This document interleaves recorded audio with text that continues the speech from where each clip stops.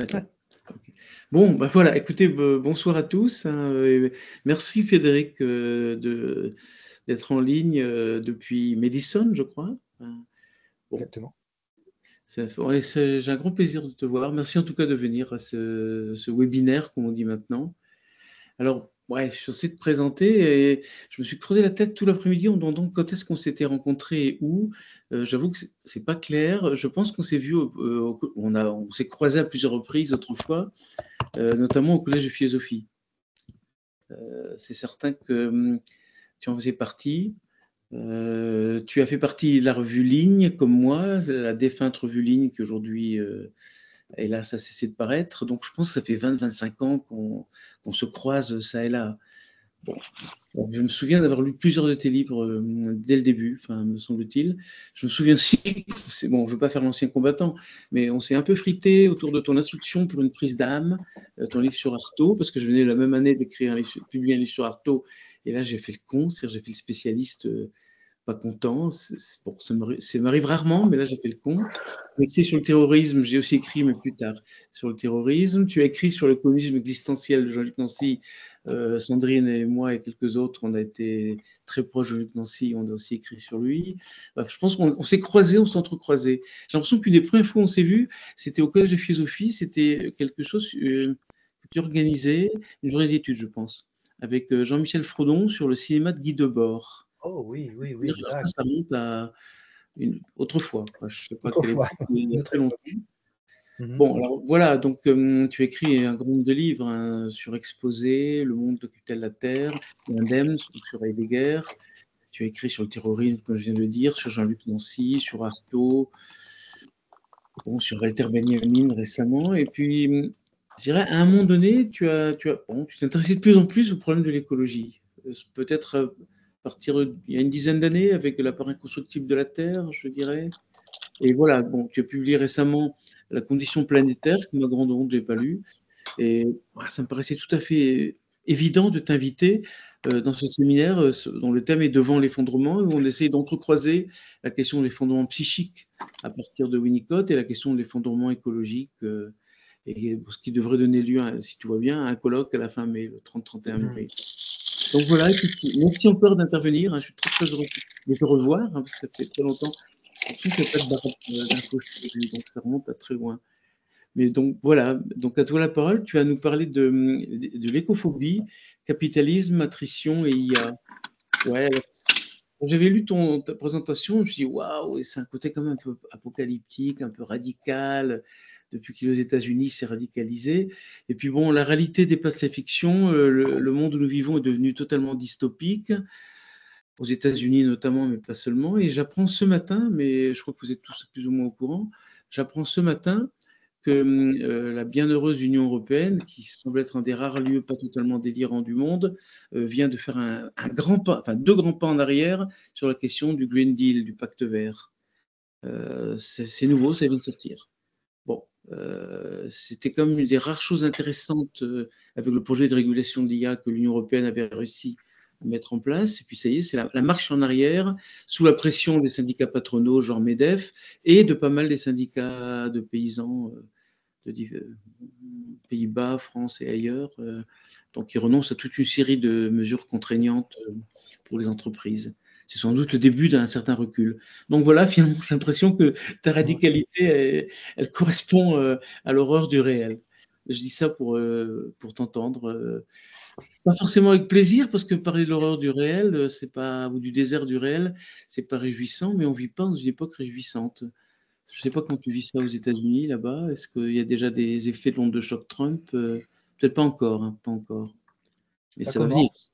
Ça va venir. Ça a commencé déjà, ça s'est continué, ça a commencé la première fois Mm. qu'il a été élu. Une Ouais. partie s'est continuée sous Biden, hein, et Biden n'est pas revenu sur un certain nombre de choses qui avaient été agencées ou désagencées par Trump. Et maintenant, on est dans une nouvelle phase, et d'une certaine manière, la chose dont je vais vous parler ce soir, les hypothèses que je vous propose, et je suis vraiment d'abord, pour dire d'abord ça, les hypothèses que je vous propose sont vraiment sujets à débat, et je suis tout à fait heureux d'entendre vos critiques et voir la possibilité même de trouver d'autres signifiants C'est-à-dire que je ne suis même pas certain, après tout, que le concept de phobie soit approprié. Donc, si jamais, moi, je serais vraiment intéressé pour, pourquoi pas changer le terme, s'il y a mieux, s'il y a plus adéquat. En tout cas, voilà, c'est pour moi, ce soir, une série de tentatives rattachées à un questionnement que j'ai depuis pas mal de temps, en fait. La question de l'écologie, elle est là, oui, effectivement, depuis surexposée depuis pas mal de temps, depuis 2005 à peu près, puisque la question de la Terre, pour moi, elle est là depuis une vingtaine d'années maintenant à peu près. Il y a eu un livre sur les catastrophes en 2008 ou 2011, Biopolitique des catastrophes, etc., etc. Donc c'est toujours présent, c'est toujours dans ma pensée depuis maintenant à peu près une vingtaine d'années, au travers d'articles, et puis de cours aussi que je fais ici à Madison depuis que j'y suis depuis 2011. Bon. Et puis, deuxième chose que je voulais dire par rapport à l'horreur, Jacob, c'est que j'avais écrit un petit livre préfacé par Jean-Luc Nancy qui s'appelait Échapper à l'horreur. Mm. Et Jean-Luc avait écrit un petit, pas une préface, je ne sais plus comment il a appelé ça, mais enfin une sorte de court texte introductif, disons. Et donc voilà, je cherchais déjà à l'époque, tu vois, enfin à penser ça. Mais la première chose que je voulais dire, qui est maintenant la troisième, c'est que je te remercie, Jacob, pour cette invitation. D'abord parce que c'est toi. Tu rappelais nos croisements et nos parallélismes multiples. Tu rappelais les points d'intersection, les points de rencontre, le Collège international de philosophie, et j'aurais pu ajouter, on pourrait ajouter le Parlement des philosophes, parce que Ouais. beaucoup de nos rencontres effectives et longues se sont faites aussi dans le cadre du Parlement des philosophes. Le Exact. colloque Derrida, par exemple, tu vois. Je ne sais pas si tu étais là, mais enfin, je pense que si. Il y a eu pas mal de choses qui sont faites à Strasbourg, en fait. Et donc, il y a toi aussi, toi qui m'invites, puis il y a Strasbourg. Et pour moi, c'est quelque chose, c'est un endroit extrêmement important en termes pratiques et mythiques en même temps. Donc, ça me fait vraiment plaisir de rencontrer plus ou moins virtuellement les personnes qui sont présentes ce soir. Et je vous remercie de votre présence et de votre patience parce que je ne sais pas très bien comment vous allez recevoir les propositions que je vais faire ce soir. Alors, pour commencer, justement, il y avait cette image. Je voulais commencer par cette image qui est sur le PDF, Mm. sur le PowerPoint, que j'ai vu en fait quand j'étais à Paris la dernière fois. Là, maintenant, je me fixe sur l'image. J'étais dans le métro parisien avec ma femme, en l'occurrence, et je rentre dans le métro. On rentre dans le métro. Et c'est comme dans un truc de Perec, quoi. Il me semble voir une image. Non, c'était pas Perec d'ailleurs, c'est l'autre, peu importe. Il me semble voir une image et je me suis dit un slogan. Et je me suis dit, j'ai dû me tromper, j'ai dû mal lire, quoi. Et je pense à Pérec, parce que je ne sais plus quel texte, c'est pas Pérec, c'est Queneau qui dit, il parle un texte qu'il voit, il se rend compte qu'il s'arrête, il revient sur le texte, il se rend compte qu'il s'est trompé, et il part, il se demande s'il revient une deuxième fois, est-ce qu'il verra encore quelque chose de différent. Mais bon, j'ai pris une photo pour essayer de fixer un peu, voilà, fixer un peu les choses. Et donc, vous avez cette image, donc une publicité dans le métro. On voit un slogan qui dit ensemble, luttons contre l'environnement. Et le contre est en jaune, hein, donc souligné comme au Stabilo Boss. Et les petites lignes d'explication en bas disent les environnements nocifs peuvent avoir de graves conséquences sur la santé, aidons les personnes les plus vulnérables à se protéger, soutenez-nous sur Médecins du Monde. Et la raison pour laquelle j'ai cru m'être trompé, c'est que voilà, c'est par rapport au contre. Hein. L'ensemble, luttons pour l'environnement. Et ici, on a une substitution, on a un contre qui vient à la place d'un pour. Bon. Alors, si on prend la chose vraiment conceptuellement, il n'y a pas de problème avec ça, puisqu'un environnement peut ne pas être naturel. Effectivement, ce qu'on voit dans la photo, c'est un tas d'ordures, un environnement toxique. Donc, conceptuellement, ça marche, on peut le tenir. Et deuxièmement, c'était un autre slide aussi que je voulais montrer, en termes de justice environnementale, quand je fais mon cours de Environmental Humanities à Madison, j'ai toujours un cours, voilà, au moins toujours une session où je parle de la question de l'environnement, de la toxicité de l'environnement et de la question raciale. Donc, le racisme environnemental. Donc, on peut très bien dire qu'effectivement, un environnement peut être toxique. Ceci étant, que la formule se condense ainsi, hein, de façon aussi forte, quand même, en quelque chose qui vient comme ça faire formule, justement, et vient attirer le regard hors d'un contexte dans lequel il s'agit de décrire l'environnement comme toxique. Je crois que cette formule dit quelque chose d'un changement psychopolitique de notre rapport à l'environnement. Bon. Et le problème que je voudrais poser ce soir, c'est le suivant, parce que donc ce que je vais dire ce soir, c'est des notes, des extraits, il y a un peu de tout, hein, c'est bon, voilà, mais donc des fois j'ai écrit, des fois j'ai pas écrit. Mais là, donc le problème que je pose, ce serait le suivant: que se passe-t-il lorsque, tendanciellement, c'est tout environnement, voire tout l'environnement qui devient toxique? Lorsque la nature devient l'objet non pas d'un souci, mais d'une crainte. Lorsque la terre devient non plus bonne mère Gaïa, la déesse, mais une mère ici plutôt dangereuse. C'est ma première question. Et la deuxième, sur laquelle je vais articuler tout de suite ce que je veux dire, quel type d'expérience... Oui, il y a un bruit, il y a quelque chose, effectivement, quelqu'un qui a... Vous pourrez éteindre son micro, s'il vous plaît. Et une fois donc, voilà, donc première donc cette question, hein, cette tendance en fait, et cette tendance qui retourne en fait l'environnement en quelque chose qu'il s'agit de combattre, c'est un peu ça que je veux pointer, comme vous l'avez compris. Quel type d'expérience conduisent à cette inversion écologique et qui fait que par exemple qu'aujourd'hui vous avez un ouvrage qui a bien marché quelques mois, c'est un Pierre Charbonnier, assez fameux dans les études environnementales, et qui a fait un livre sur l'écologie de guerre. Je ne sais pas si certains d'entre vous ici ont entendu parler. Il dit la seule chose, je cite, plus dangereuse que la guerre pour la nature et le climat, c'est la paix. Et en fait, il élabore vraiment un retournement de la question disons, de l'environnement, qui, je crois, homogène à ce que je veux décrire ce soir. Alors, quelles sont ces expériences qui pourraient mener à l'inversion dont je parle, c'est-à-dire le fait de véritablement considérer tout environnement, voire tout l'environnement, comme dangereux?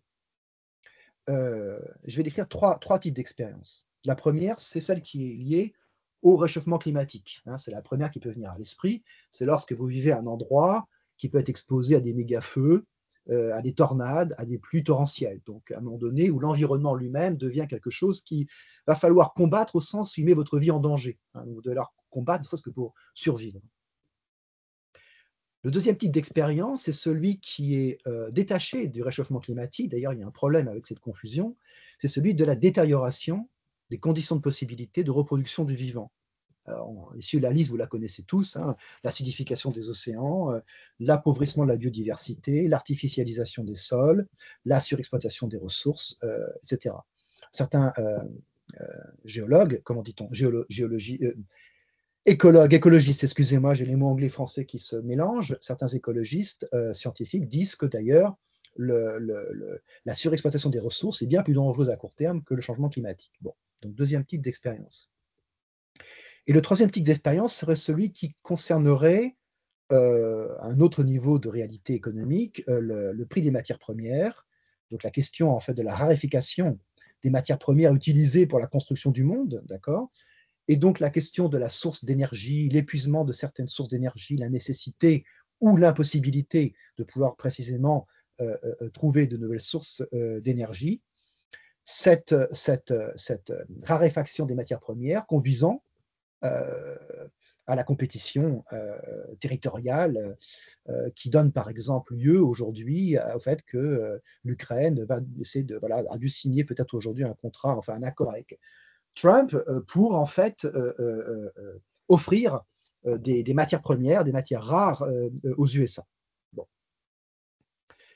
Comment on pourrait exprimer ces trois types d'expériences vis-à-vis de la question de la nature? Je vous propose de formuler ça ainsi. Quant à ce qui est des sources d'énergie et des matières premières venant à manquer, on pourrait dire c'est la nature en tant qu'elle vient à manquer. Pour ce qui est de la détérioration des conditions de possibilité de reproduction du vivant, je dirais que c'est la nature qui vient à flancher. Et pour ce qui est du réchauffement climatique, ce serait la nature qui vient à brûler. On aurait donc la nature qui vient à manquer, la nature qui vient à flancher, et la nature qui vient à brûler. Ici, nature, j'emploie le mot nature d'une certaine façon, comme, je dirais, le signifiant de ce qui pourvoit. La nature, c'est le signifiant de ce qui pourvoit. Ou bien, autre formulation que je vous propose, c'est la substance fantasmatique rétrocédée de l'expérience, dont je parlais précédemment. Alors bien sûr, au lieu de dire la nature, on pourrait dire la terre. Ça serait peut-être plus juste. La terre qui vient à manquer, la terre qui vient à flancher, ou la terre qui vient à brûler.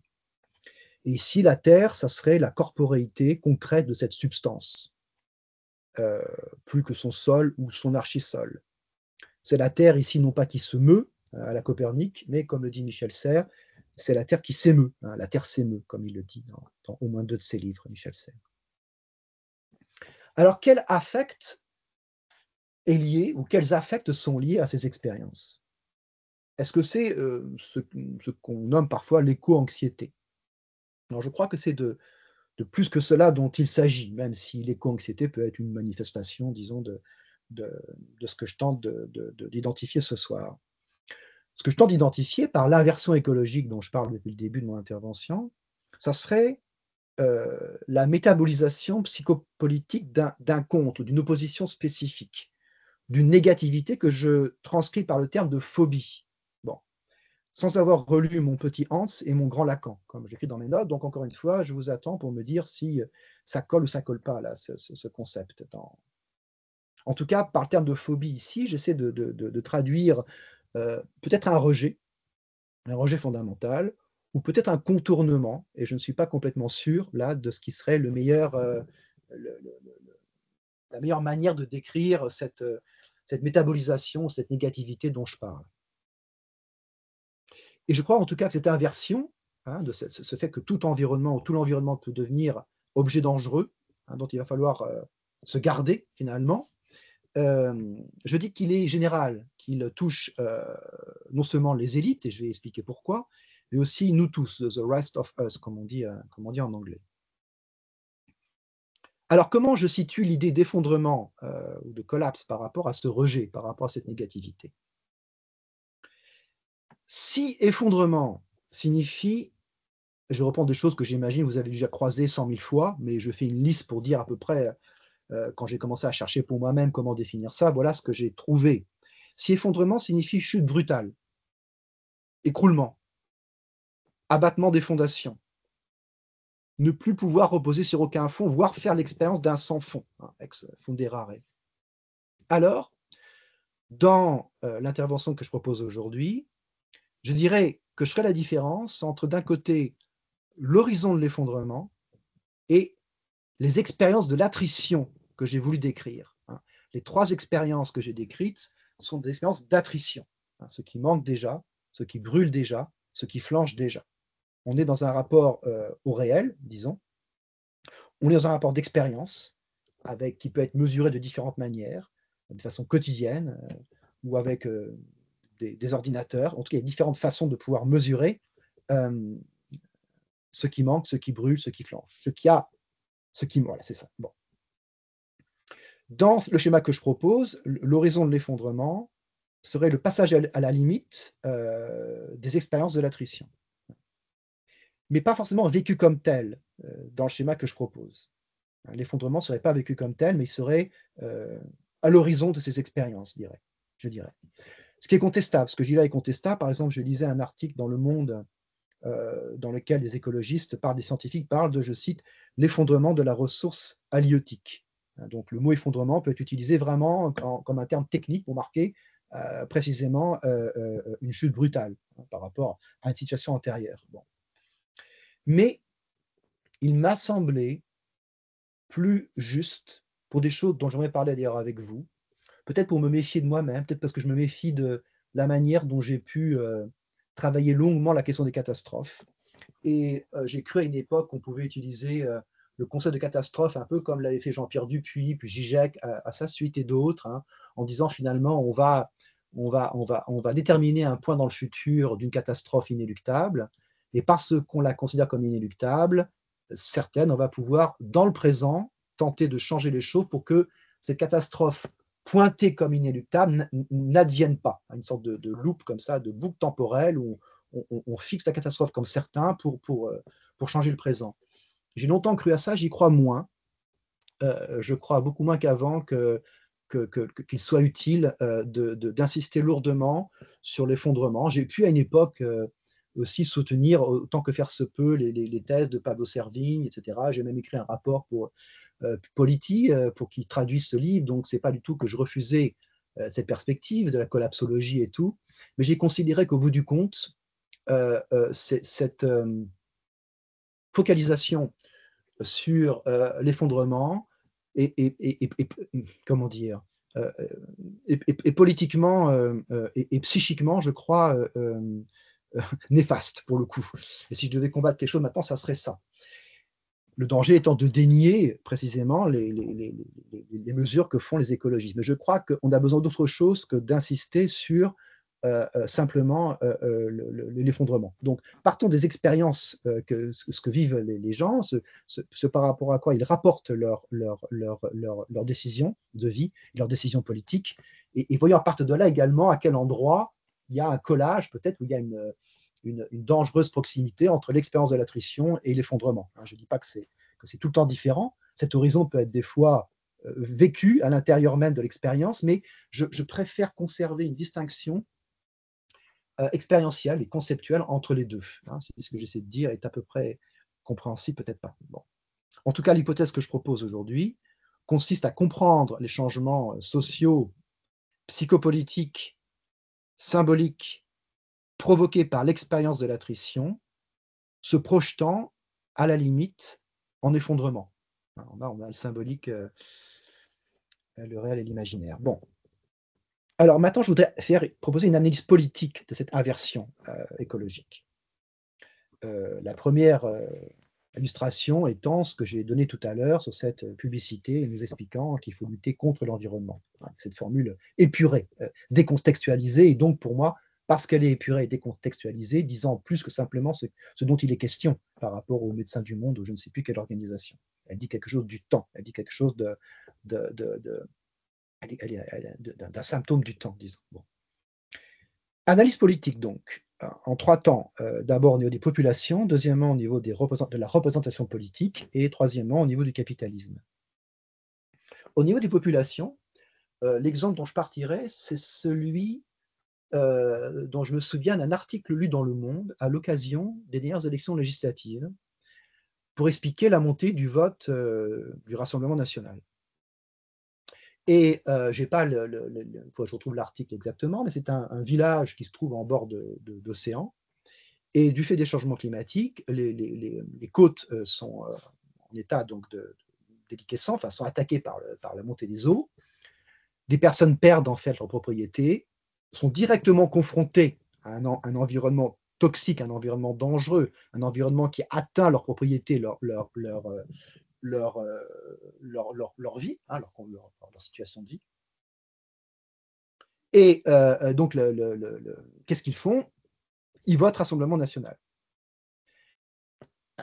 Quand même, il y a eu plein d'exemples comme ça, de cette étrange façon d'être dans un rapport direct à un environnement modifié et dangereux, et au lieu de se tourner vers les écologistes, ils se tournent vers le Rassemblement national. Donc c'est ça que je veux comprendre. Si vous voulez, tout ce que je dis depuis le début, au fond, ça pourrait être ça que j'essaie de comprendre. Qu'est-ce qui se passe? Eh bien, je crois qu'il y a un type de racisme spécifique qui est en jeu à cet endroit-là, que je vais essayer d'expliquer maintenant. Premièrement, je dirais que pour ces personnes-là dont je parle, il me semble qu'on n'est pas dans un moment de dénégation. Ce n'est pas une Verneinung. Il y a une reconnaissance de la cause environnementale. Mais là, il y a un premier déplacement. On va s'en prendre d'abord à l'écologie punitive. C'est-à-dire qu'on va dire que ce n'est pas les écologistes qui peuvent nous répondre. On a pourtant un truc environnemental, mais non à l'écologie punitive. On a un premier déplacement du problème vers une autre target, une autre cible. La cible, ce n'est pas interroger les causes des changements climatiques ou de ce qui conduit ma forme de vie à être mise en péril. Ça va être, on va attaquer ceux qui en parlent. Bon, l'écologie punitive. Mais ça ne suffit pas au niveau de la réalité. Vous avez beau vous en prendre à l'écologie punitive, ça insiste, le changement climatique. Ça manque, ça flanche, ça submerge.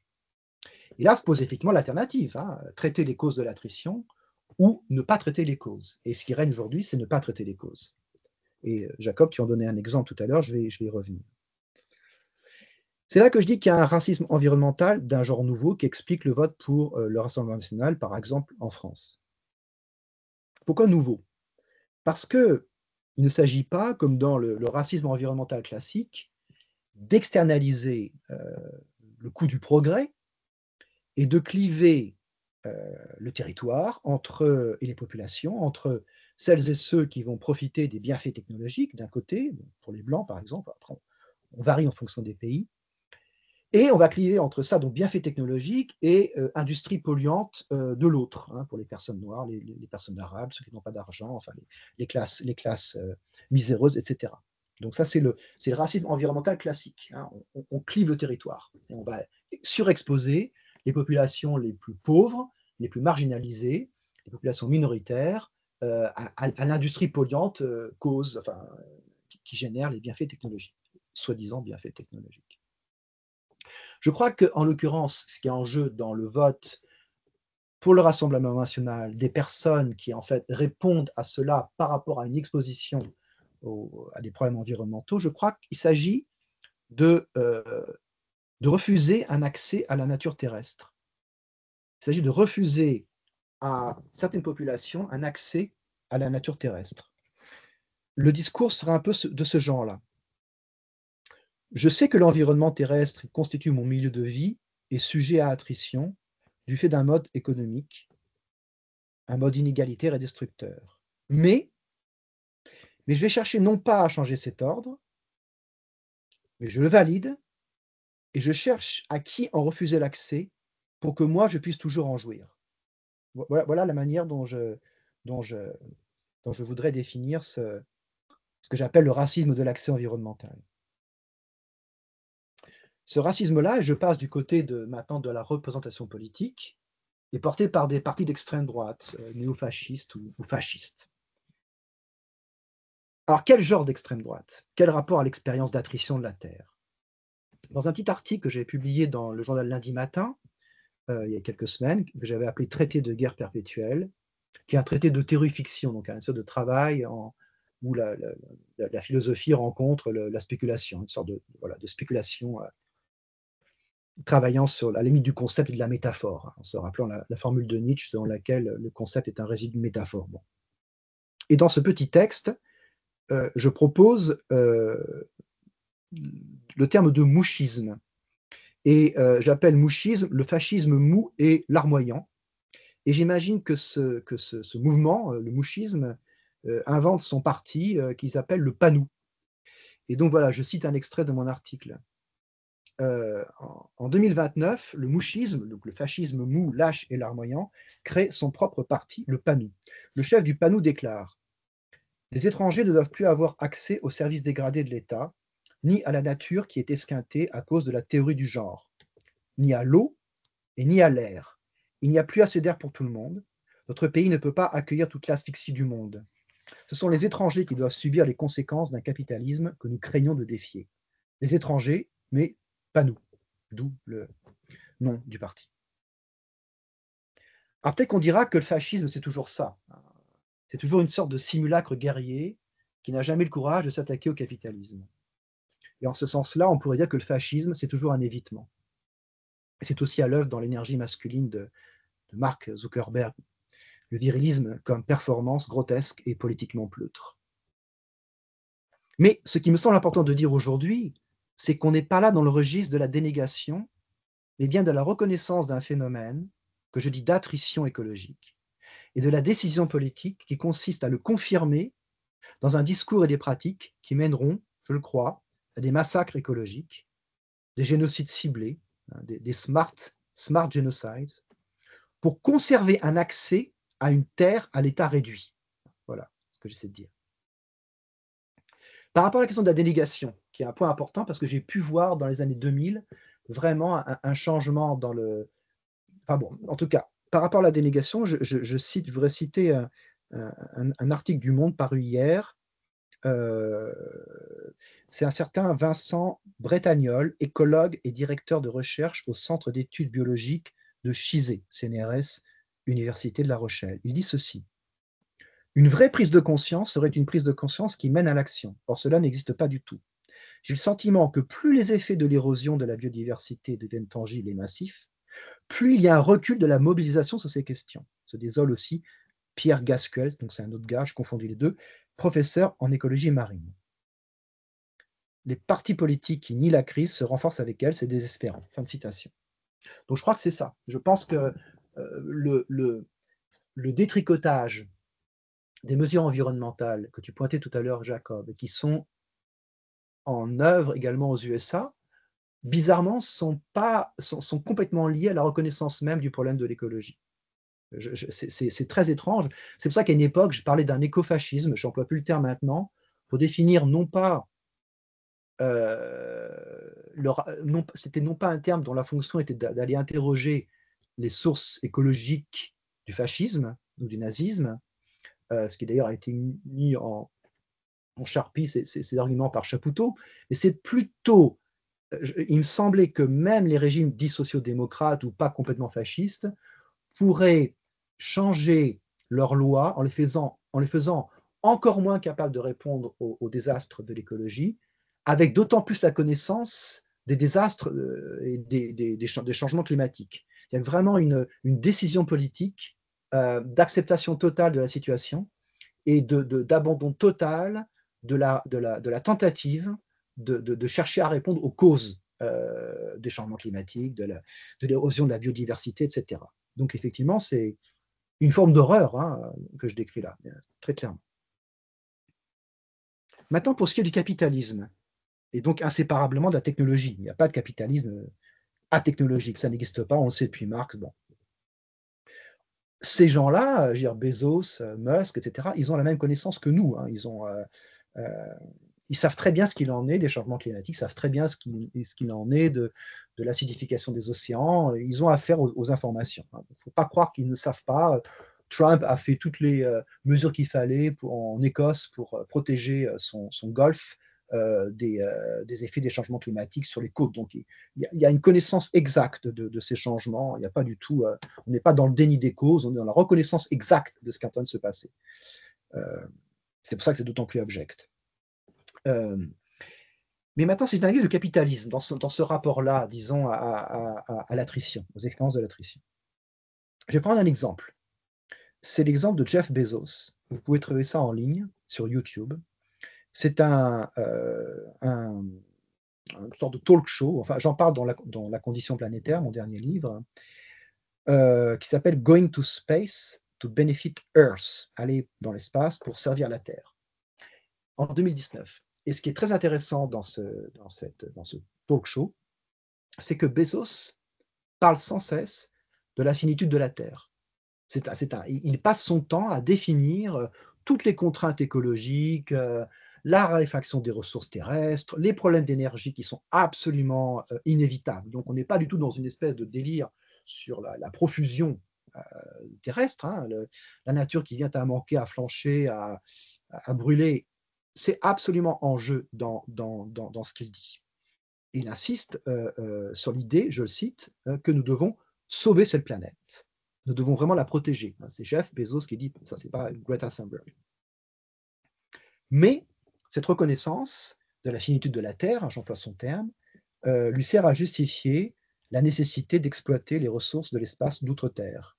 Puisqu'il dit, nous avons en fait à choisir entre l'immobilisme, c'est le mot stasis d'ailleurs qui est utilisé, ce qui est assez drôle, l'immobilisme, donc et le rationnement, ça si on s'en tient à la finitude de la Terre, donc voilà ce qui nous guette, ou bien croissance et dynamisme. Donc je vous laisse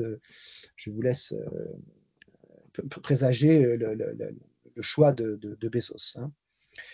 Et donc, pour lui, il va falloir trouver des ressources extraterrestres, dans des astéroïdes, par exemple, capables d'apporter les minéraux dont on a besoin pour continuer à croître. Bon. Donc, pour un exemple voilà, de ce que peut être ce discours d'élite, qui n'est pas dans le déni exact, on va dire en tout cas, de ce qui se passe sur Terre, même si on peut dire qu'il y a un déplacement du déni, peut-être qu'il faudrait dire quelque chose comme ça. Bon. Mais prenant en considération ce discours-là et d'autres équivalents, j'en suis arrivé à mettre en lumière une tension qui existait jusqu'à très dernièrement dans le discours des tenants du capitalisme futuriste. Premièrement, j'en ai donné un exemple, une prise en considération des enjeux écologistes, hein. C'est ce qu'on pourrait appeler l'anthropocène du capital. C'est quand on reconnaît, on a les infos, on écoute la radio, bon voilà, donc on sait ce qui se passe et on voit ce que c'est que l'anthropocène. D'ailleurs, on pourrait me dire que le New Space, donc l'idée d'aller exploiter l'outre-espace pour servir la Terre, c'est un produit de l'anthropocène, hein, c'est un recentrement sur la Terre, en fait, hein. Donc c'est non pas de répétition de l'âge de l'espace, où il s'agissait de quitter la Terre pour aller ailleurs.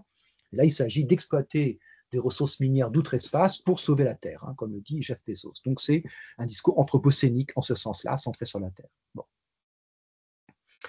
Bon, il y avait ça, donc l'anthropocène du capital, et en même temps, toujours une sorte de tension entre ça et la recherche de l'ailleurs, hein, parce qu'en même temps, voilà, toujours il y a l'idée quand même que bon, ça serait pas mal si on pouvait échapper aux impôts, quoi. En gros, c'est ça, hein, il ne faut pas chercher très loin. Donc échapper aux impôts, échapper aussi, pourquoi pas, aux contraintes socio-écologiques, bon, quand même, parce que ça suppose quand même d'inventer des nouvelles ressources énergétiques, échapper aux travailleurs, échapper à la gauche. Bon, bah, il y a beaucoup de choses donc à quoi il faut échapper lorsqu'on est Jeff Bezos, hein. On ne pense pas assez à leur vie, hein, leur pauvre vie. Donc un ailleurs qui pouvait être colonial, extraterrestre, mais aussi, comme certains d'entre vous le savent peut-être, un ailleurs sous terre. Il y a eu tous ces gens-là, tous ces CEOs ont été achetés des terres en Nouvelle-Zélande, parce que la Nouvelle-Zélande serait un des pays les plus protégés contre les changements climatiques ou les changements sociaux, voilà. Donc acheter des terres en Nouvelle-Zélande, ou bien faire des villes fortifiées, des bunkers, des sous-sols fortifiés en cas d'effondrement, justement.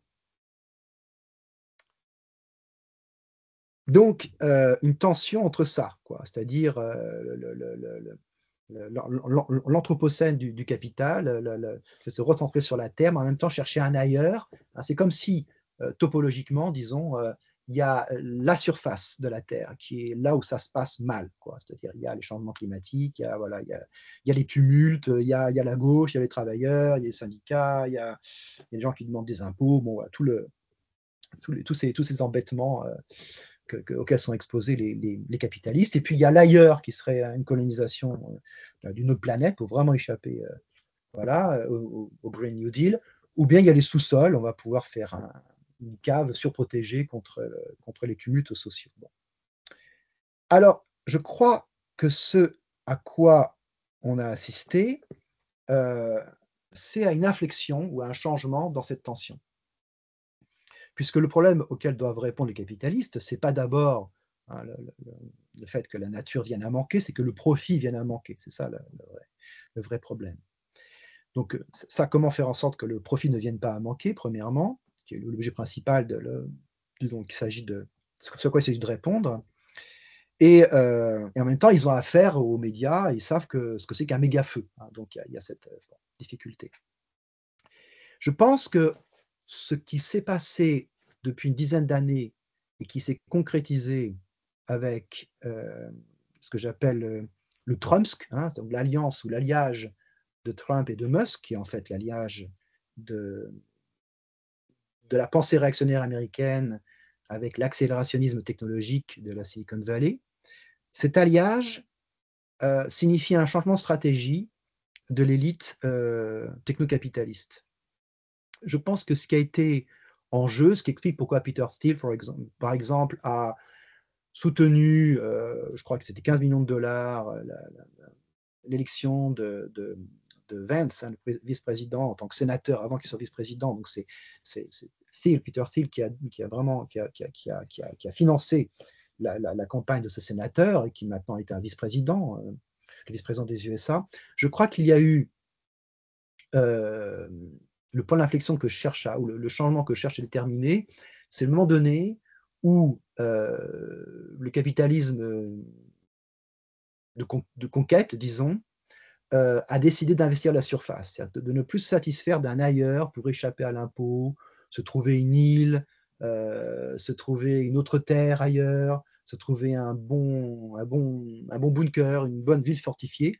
Je pense que le changement, c'est qu'ils se sont dit, on va aller prendre l'État, on va aller vraiment, on va atterrir, hein, au sens de la tour, mais ça ne va pas se passer en douceur. Ça va consister à s'emparer de l'État.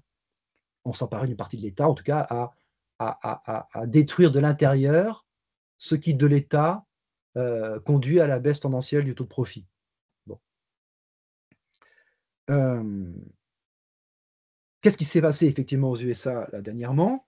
Alors, vous avez la revue, pour ceux qui ne connaissent pas, le Grand Continent, qui est vraiment une revue de géopolitique absolument extraordinaire, qui vraiment a donné tout ce qu'il fallait comme information pour comprendre comment il se fait que on ait eu l'alliage d'un côté d'un président cristallisant un grand mouvement de réaction contre les femmes, les queers, les transgenres, les minorités, les personnes noires, les étrangers, contre donc la perte de pouvoir des mâles, des blancs de leur pays, hein, cherchant à restaurer le passé, hein, le MAGA, Make America Great Again, et de l'autre, non seulement Musk, mais comme je l'ai dit, Peter Thiel et toute l'élite super riche de la high-tech, celle qui prône le transhumanisme, l'exploitation de l'outre-espace, les colonies spatiales, les voitures sans conducteur, les robots et l'IA. Hein. Donc cet alliage qu'il s'agit de comprendre.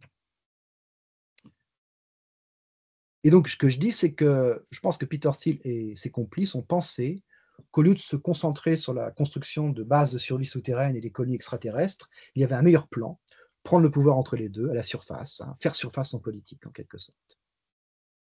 D'une part, pour s'assurer un bon taux de profit, hein, comme je l'ai dit, mais il y a aussi quelque chose de très important qu'il ne faudrait pas sous-estimer sur le plan idéologique, c'est quelque chose que je pourrais rattacher à ce qu'on pourrait appeler la question de la baisse tendancielle du taux de survie ou du taux d'immortalité technologique, comme vous le savez, au cœur du transhumanisme.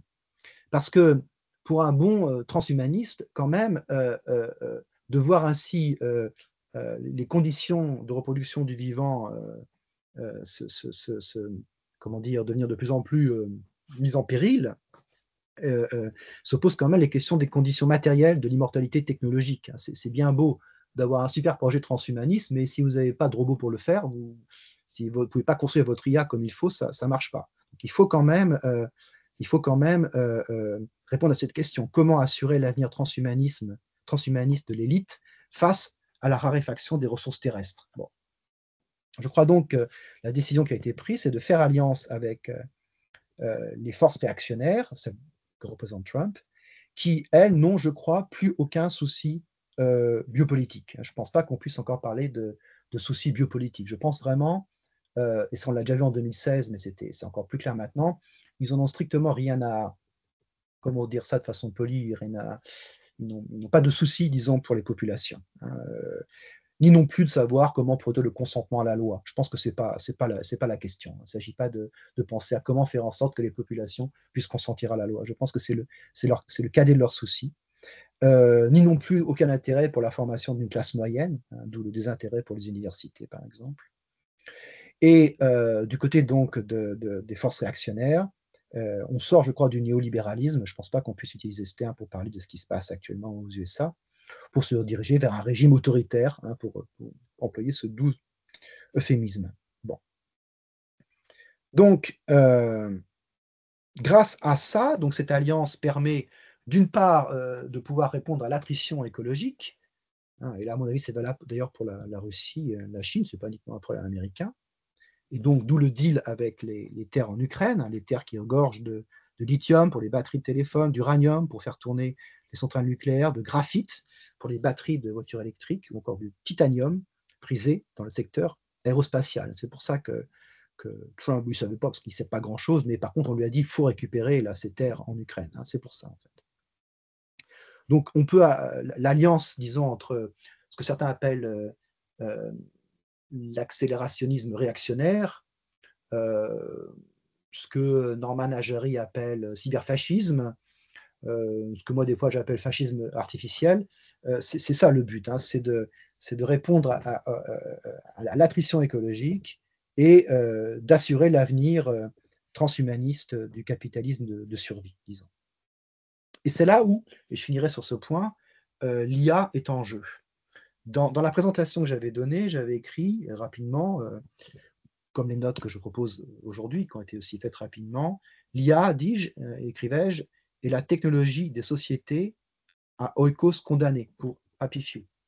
Donc, cette phrase, j'en ai parlé en parlant de ce racisme qui consiste finalement à restreindre l'accès à la nature. C'est-à-dire qu'en fait, on part du principe qu'il y a une atteinte, qu'il y a une attrition. On ne cherche pas à savoir comment répondre à ça, mais on cherche à, disons, distribuer ce qui reste en rejetant de cet accès à un certain type de population. Alors pourquoi l'IA? Je ne vais pas ici parler de ce que c'est que l'IA en termes techniques, ou ce n'est pas ma question, l'IA générative ou symbolique. Je dirais en termes de fonction sociale. Qu'est-ce que c'est que l'IA en termes de fonction sociale? Alors, je crois que c'est très clair. On peut dire, je pense, sans trop se tromper, que l'IA, c'est en termes de fonction sociale, le dépouillement de la communauté. Je crois que c'est ça comme fonction sociale, l'IA. Le vol de l'esprit par le vol du cerveau, et c'est le vol des images, le vol des données, enfin tout ça est extrêmement connu, mais ça sert à ça, l'IA, fondamentalement. Alors, ce qui est très frappant, c'est que l'extrême droite, disons, le fascisme ambiant, et d'une part, et d'autre part, l'économie de l'IA, visent le même dépouillement de la communauté.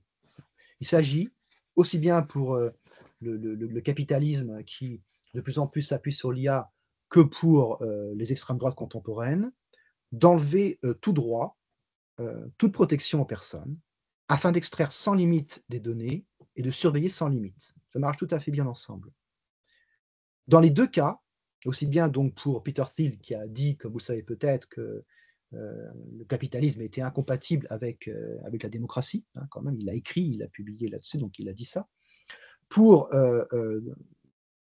ce type de personnes, comme pour l'extrême droite, démocratie, le terme de démocratie, ce qu'est la démocratie, est une forme d'autoprotection du corps social. Et en tant qu'autoprotection du corps social, il s'agit de l'éliminer. C'est ce qui se passe aux USA actuellement, ce que fait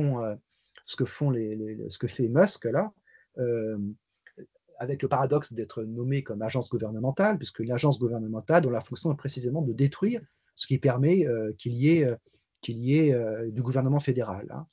Je pense qu'il s'agit de ça. Il s'agit de détruire tout ce qui permet aux individus de se protéger. Là, si on prend le mot démocratie ici comme capacité d'autoprotection du corps social. Et je pense qu'à la limite, dans ces deux cas, pour ces nouvelles extrêmes droites, au pouvoir en tout cas, comme pour l'économie de l'IA, il ne s'agit même pas de nationalisme. Je ne suis même pas certain que la nation ne soit pas en définitive elle-même à éliminer. Je ne pense pas que la nation soit... Elle peut toujours être réinscrite au second degré comme appareil idéologique, mais je ne pense pas que ce sont des extrêmes droites nationalistes en tant que telles. Je pense qu'elles ont une autre visée, je crois.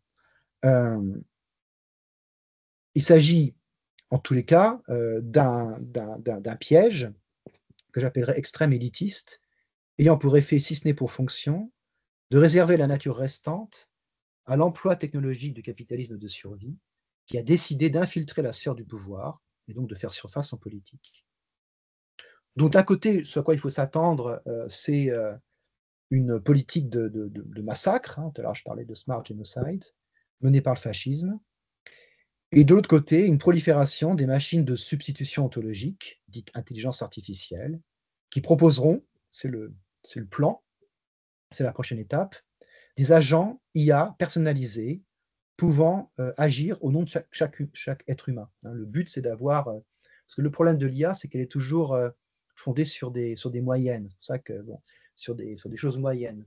Et le problème avec des choses moyennes, c'est que vous ne pouvez pas singulariser, en fait, la capacité de la machine à répondre à vos attentes. Donc, il faut le moyen d'avoir une IA générative qui est capable en même temps de singulariser les besoins, les désirs, les demandes, d'anticiper comme il faut les futurs achats d'un individu, c'est de spécialiser, d'avoir chacun sa machine spécialisée, hein, son IA personnalisée, qui, et c'est l'objectif, pourrait agir à notre place, décider à notre place, prendre des rendez-vous à notre place, répondre à un docteur à notre place, donner des chiffres. Donner des chiffres, je sais pas moi, de votre cholestérol, voilà, de pouvoir faire les bonnes décisions, n'est-ce pas? Et donc il y a une automatisation également d'un certain type d'activité, en lieu et place, des dites personnes humaines. Bon. C'est là aussi je parle de fascisme artificiel. Mais en conclusion, comment, sortir de ce piège-là, de cette situation? 2 points juste. Par rapport à l'écophobie, hein, pour revenir, au point initial de mon intervention, je ne vois pas comme autre solution que celle consistant à bien entendu s'affronter, affronter la réalité écologique sans chercher à la déplacer sur un autre objet. La phobie propre à l'écophobie, j'ai écrit ça, c'est un surinvestissement de la peur, une surpeur qui masque l'angoisse, qui est celle qui s'affronte au réel de l'attrition. Donc il s'agirait de ne pas la recouvrir, mais de la mesurer dans ses effets de changement. Bon, pour dire comme ça vite. Et deuxième élément de conclusion, parce que je ne voudrais pas donner le dernier mot à cette éco-analyse au pas de charge, et je reviens sur ce que j'écrivais dans la présentation, encore une fois rapidement, comme terme programmatique, et j'en suis sans doute toujours là au niveau programmatique. Je lis. Comme il n'y a pas de discours politique et des pratiques collectives plus que minoritaires qui se mesurent et s'affrontent aux causes de désastres, qui promettent un autre monde, j'avais marqué entre parenthèses forclusion de la prophétie et de l'utopique, ne reste que le discours des droites extrêmes, des nationalismes de survie et de l'impérialisme transactionnel. Bon. Je voudrais juste m'intéresser ici, pour finir, sur l'idée du prophétique. J'aurais pu choisir l'utopique, mais je voudrais parler de la question du prophétique. Et dans un travail en cours sur l'IA, je formalise une opposition entre prédire et prophétiser, montrant dans ce livre à quel point la création même de l'IA et aujourd'hui la manière dont elle est pensée dans sa fonction implique une forme de prédiction, d'anticipation en fait, et non pas de séduction, hein. Il ne s'agit pas de séduire, c'est-à-dire de dire de faire en sorte qu'un individu s'apprêtait à faire une chose et qu'il en fasse une autre, m'apprêter à acheter un objet, je viens d'acheter un autre, une séduction, seducere, un changement un changement de chemin, disons. Mais induire, il s'agit d'induire, il s'agit véritablement de faire en sorte de m'anticiper on va dire, désirs à l'état inchoatif que j'ai moi-même mais pas encore formulés, hein, et donc de les formuler à ma place, de faire en sorte qu'une machine soit capable, par un type d'imaginaire synthétique, de prétention tertiaire, pour le dire avec Yukui, philosophe Yukui, s'appuyant sur Bernard Stiegler. Donc de pouvoir formuler à ma place, c'est ça qui compte, un désir inchoatif et de me proposer cette chose que je n'avais pas encore nommée, cette chose que je n'avais pas encore exprimée, hein, et donc de faire en sorte qu'il y ait une sélection et formation-sélection d'un désir inchoatif à la place d'autres, bien entendu, parce qu'il s'agit de former, donc d'empêcher d'autres possibilités de s'exprimer. Donc ça suppose une prédiction, de dire avant, de parler à l'avance, hein, de parler avant moi. Le but des machines algorithmiques, c'est de parler avant nous, en fait. Hein, c'est ça. Le but, c'est de parler avant nous. Hein, c'est ça qu'elles font, puisque quand vous écrivez, on sait tous ça, donc on écrit, elles vont nous proposer un mot avant qu'on l'ait dit, quoi. Donc elles parlent avant nous.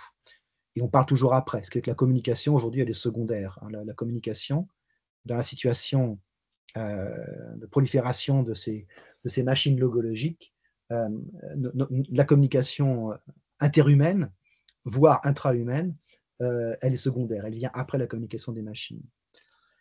Donc, cette prédiction s'inscrit dans une forme temporelle linéaire, une suite d'événements, suppose s'enchaîner les uns après les autres. Et l'image de la prédiction est la flèche du temps. Et la prophétie, quant à elle, comme vous le savez, est étymologiquement ce qui montre devant, prophanae. Elle ne se situe pas dans le temps linéaire, mais comme à la fois avant et après le temps, hors du temps, du point de vue de l'éternité, pourrait-on dire. Et je pense qu'aujourd'hui, il serait intéressant d'utiliser contre la prédiction écologique, contre la prédiction algorithmique, contre la prédiction du futurisme de l'IA et l'apocalypse de la communication qu'elle propose. Là, je n'aurais pas le temps enfin, j'ai pas envie ou j'ai pas le temps, je sais pas, d'analyser un texte publié par Peter Thiel dans le Financial Times, dans lequel il parle de l'apocalypse, que Trump apporte l'apocalypse, contre les prédictions, contre l'univers prédictif, celui-même qui nous promet, celui-même qui nous menace d'un effondrement, ou celui qui nous promet la chose qu'on rêvait sans être même capable de se le formuler à soi-même, je pense que l'instance prophétique ou le prophétique comme tel serait une manière de pouvoir donner une image, une contre-image, disons, du monde qui serait celui capable de dissoudre le monde, l'horreur en fait, dans laquelle nous sommes plongés de plus en plus chaque jour. Ernst Bloch, dans l'athéisme, dans le christianisme, fait la distinction entre la manière qu'a Cassandre de prédire l'avenir comme quelque chose de fatal, d'inéluctable, et, dit-il, la prophétie active des prophètes bibliques qui, je le cite, ne donnent pas tant une prédiction du destin, ainsi que le faisaient les Grecs, mais plutôt des indications, que l'on montre, donc Phanaï, permettant d'éviter le destin et de le transformer en anti-destin. Bon. Donc je dirais pour conclure cette phrase que le prophétique dont je parle maintenant, cette instance d'élocution, cette instance d'énonciation, serait la puissance d'une éternité, donc chose qui n'est pas soumise à la chaîne causale des prédictions, hein, la puissance d'une éternité qui s'exprime au moment présent. Il s'agirait bien de pouvoir faire en sorte que cela s'exprime maintenant, hein, comme on dit ceasefire now, hein, donc la puissance d'éternité et d'interruption, hein, c'est celle qui s'exprime maintenant, hein, elle n'a pas à attendre, je ne pense pas que le prophétique ait à attendre quoi que ce soit, enfin, d'une certaine manière, bizarrement, ce qui compte, c'est que ça soit dit et que l'image soit efficace, comme rupture des enchaînements causaux, et comme rupture du destin, du soi-disant destin, de celui qui est fabriqué sous sa forme la plus horrible, telle qu'on peut le voir aujourd'hui. Donc, puissance d'une éternité capable, dirais-je, de briser l'enchaînement fatal des causes et des conséquences. Et donc, en ce sens-là, le prophétique, entendu comme tel, serait pour moi énoncé, ou plutôt montré, une forme de liberté. Et voilà ce que je voulais dire pour jusqu'à maintenant.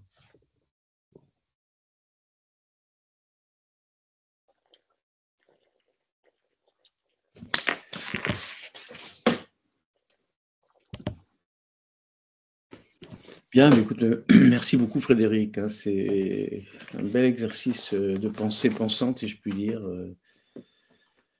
d'invention conceptuelle, hein, pour parler comme un peu deleuzien, quoi. Tu nous as vraiment beaucoup donné à réfléchir, mais il y a des points, bon, voilà, il faut qu'on ait une discussion collective, hein, mais il y a d'autres points où j'aimerais, enfin, c'est pas encore assez clair pour moi peut-être. Bon, premier point, au fond, dans ton titre, il y avait l'idée d'écophobie. Tu as dit, bon, c'est peut-être pas une bonne idée, peut-être que c'est pas une phobie. Alors, je m'attendais à ce que tu en parles. Et au fond, tu en as très peu parlé. Un petit peu au début, tu dis quels affects sont liés à cette expérience donc de l'attrition, parce que tu distingues expérience de l'attrition et horizon de l'effondrement, ce qui me paraît très fécond comme distinction. Et tu dis, bon, ces affects sont liés à une négativité qu'on peut appeler une phobie ou un contournement. Alors, si j'ai bien compris, c'est ce que tu essaies d'expliciter par la suite en parlant d'un geste très... Ça, c'est une analyse que je trouve très forte, hein, qui n'est pas de dénégation. Alors, parce que nous, spontanément, on a tendance à penser qu'il y a une sorte de déni qui est à l'œuvre, puisque plus la catastrophe écologique s'approche, plus les gens votent pour des partis qui disent qu'il faut forer toujours plus, drill, baby drill, etc.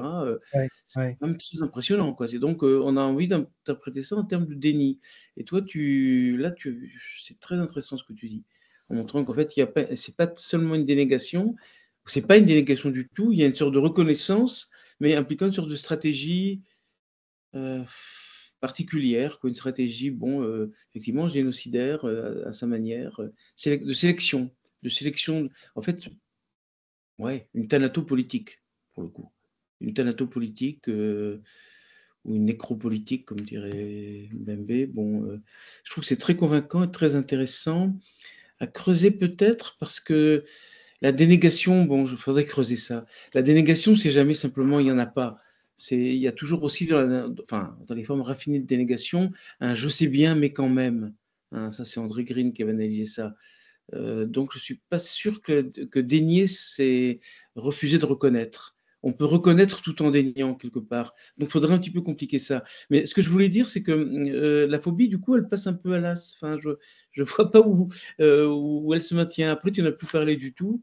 Alors, est-ce que écophobie, c'est le nom que tu utilises pour désigner cette stratégie thanatopolitique, disons, ouais, thanatopolitique, qui consiste à cliver au fond l'humanité entre ceux qui, la petite minorité, enfin, ouais, l'extrême élite qui a le droit de continuer à jouir de la terre malgré tout, et l'immense majorité des hommes qui sont exclus au fond de l'existence, quoi. Ce qui est peut-être pas si loin que ça, la biopolitique au sens de Foucault. Parce que, bon, ça c'est encore un autre point. Tu as dit, bon, cet écofascisme, enfin, cette nouvelle stratégie, tu refuses l'idée d'écofascisme, elle sort de la biopolitique, tout souci biopolitique. Ouais, si on réduit la biopolitique à son versant positif, c'est-à-dire encourager, alimenter, développer le vivant, mais Foucault a bien montré que la biopolitique a un revers thanatopolitique C'est vrai, c'est vrai. quasiment inévitable, quoi, je veux dire. Bon, c'est le nazisme aussi, hein, qui d'un côté crée les Lebensborn et de l'autre côté les camps d'extermination. Bon, donc voilà, je voudrais un peu compliquer un petit peu ton Oui, discours oui, sur oui. cette question de la dénégation et cette question de la biopolitique.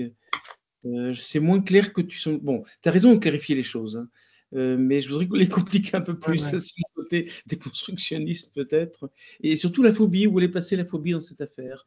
Parce que je la vois plus. Après tout, bon, c'est peut-être pas utile de parler d'écophobie, je sais pas, hein.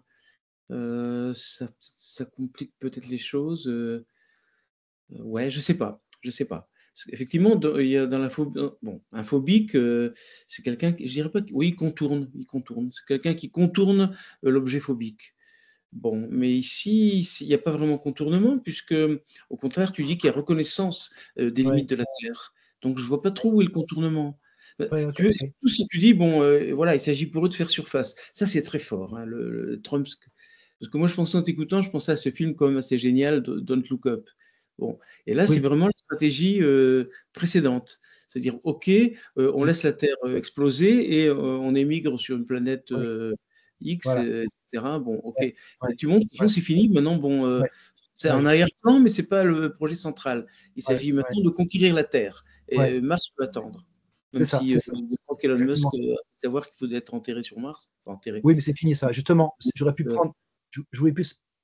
Enfin, continue parce qu'il y a beaucoup de choses, mais oui, c'est exactement ce que tu viens de dire à l'instant. Enfin, en tout cas, c'est ce que je prétends, on va dire. C'est exactement ça, effectivement, que Mars est fini. Mars peut attendre, quoi. Donc Mars peut maintenant, attendre, on c'est ça, s'attaque. Mars peut attendre, c'est ça, voilà. Demain, après-demain éventuellement, mais d'abord, Donc on voilà, va se. donc j'ai une question sur la phobie qui me paraît, bon, Ouais. bon, c'est peut-être pas très important, hein, mais je vois pas où est le détournement ou le contournement phobique dans ce que tu décris, qui est plutôt un affrontement. Tu parles C'est même de, vrai. bon, de reconnaissance, quoi. Donc je vois pas où il y a phobie là-dedans. Enfin, je le sens Ok, pas. Pas au ok. sens clinique du terme. Alors sur la biopolitique, je suis pas sûr qu'il y ait rupture avec la biopolitique. Mhm, mhm. Et, mais pareil pour la dénégation, ça va avec la phobie. Est-ce qu'il ne faut pas tenir compte du je sais bien, mais quand même?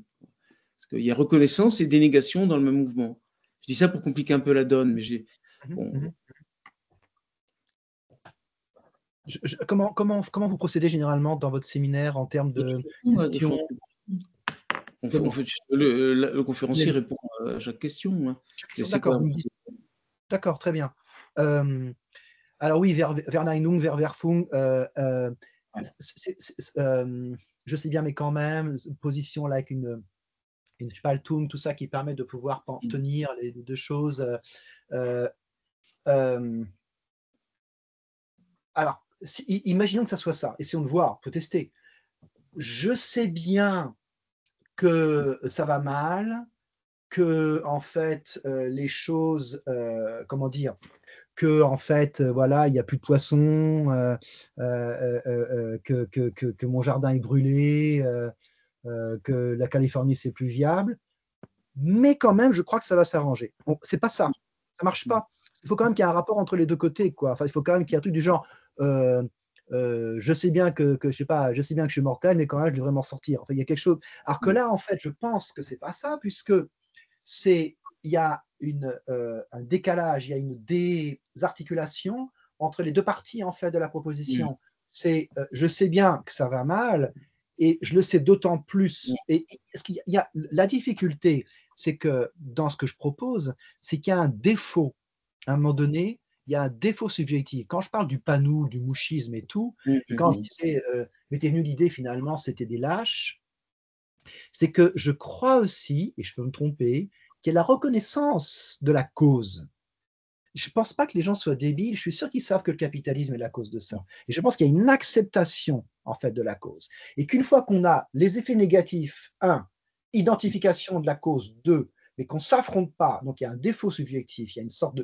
Peut-être que c'est là où il y a un contournement, quelque chose qui n'est pas affronté, finalement, et c'est sur la base de la reconnaissance des effets, de l'identification de la cause, que se crée une solution politique de type fasciste.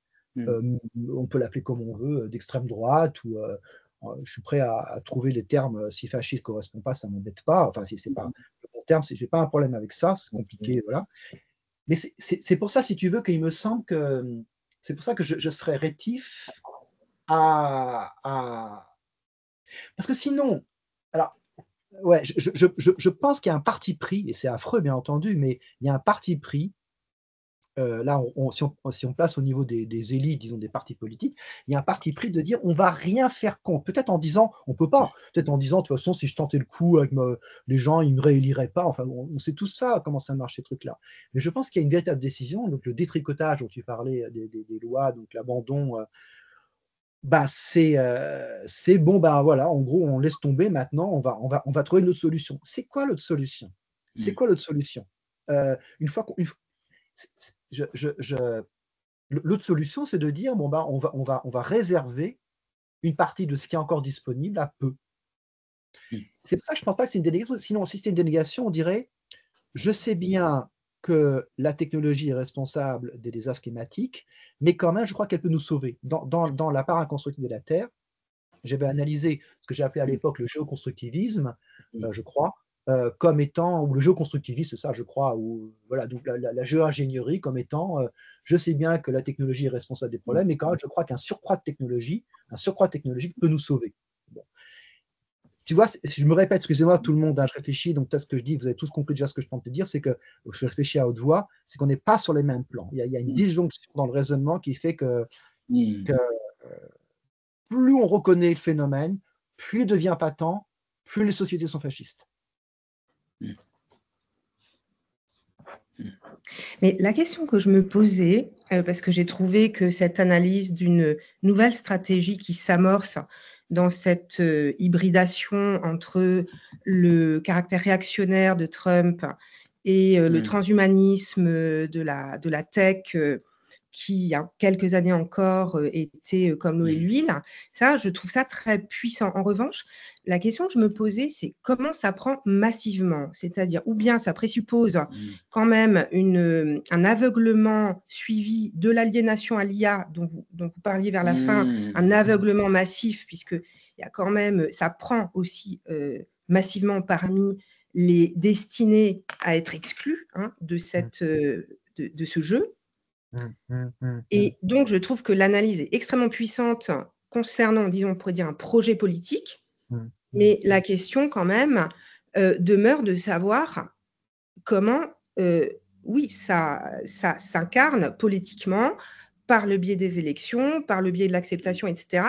Donc, encore une fois, ou bien on est effectivement dans une postulation de l'aveuglement de la population qui finalement va être suivi de son aliénation programmée par l'IA dont vous parliez.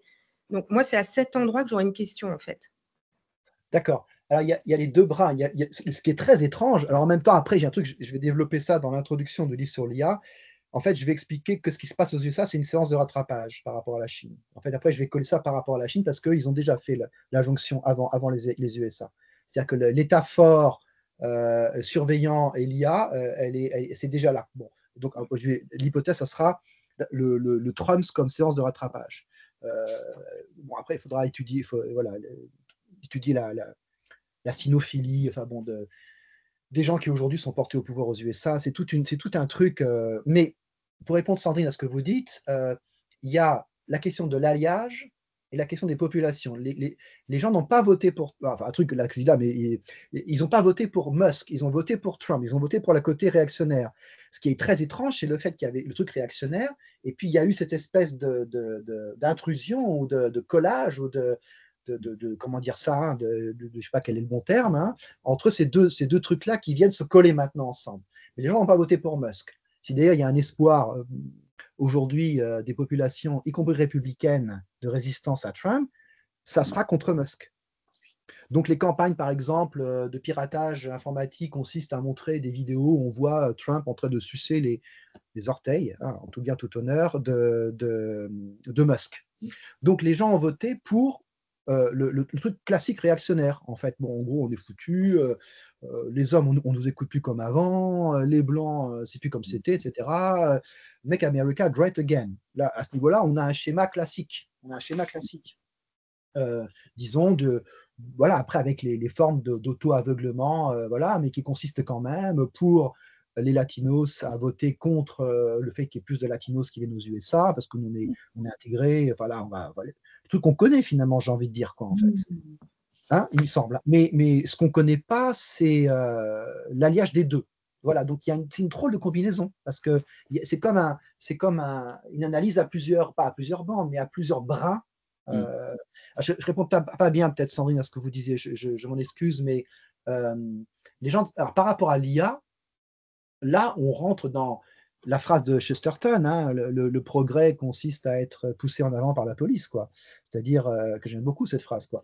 Et donc là, pour le coup, c'est pas du tout une acceptation au sens où on va voter pour l'IA. C'est que l'IA, on va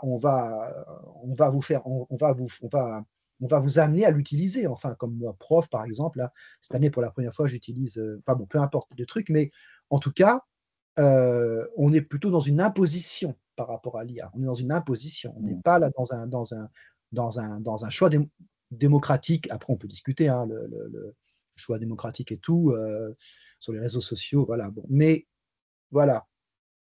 Il n'y a pas de.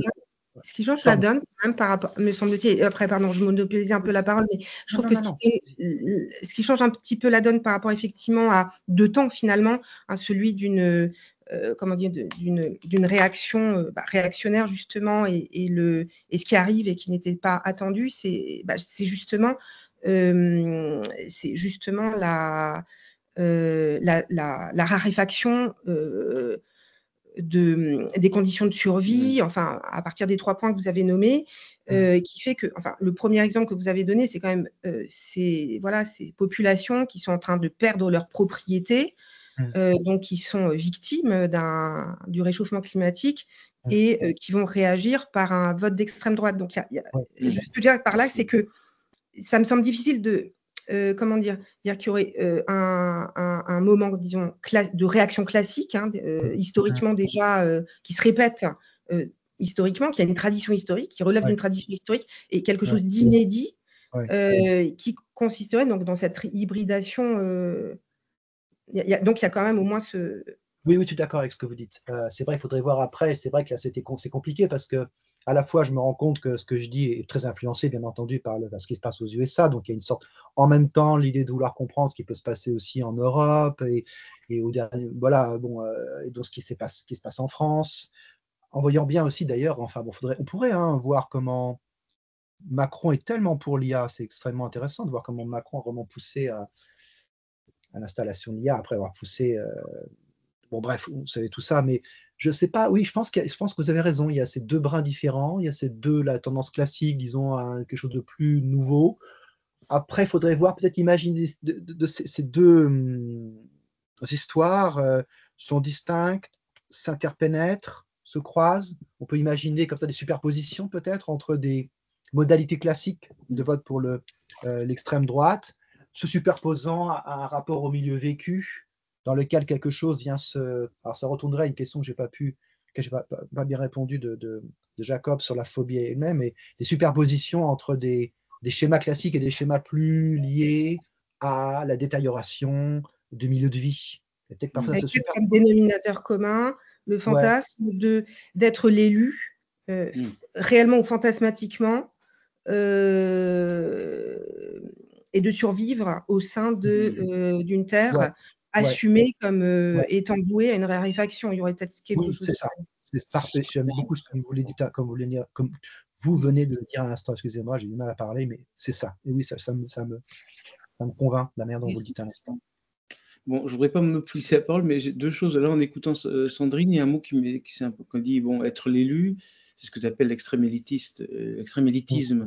Mais Mm. j'ai un mot qui s'est imposé, c'est le terme du survivant. Parce que là, récemment, je relisais Canetti, Masse et Puissance, Mm. et il y a Mm. une théorie tout à fait géniale du pouvoir comme fantasme du survivant. Là, il y aura un truc à creuser. Un très, très beau. Carrément.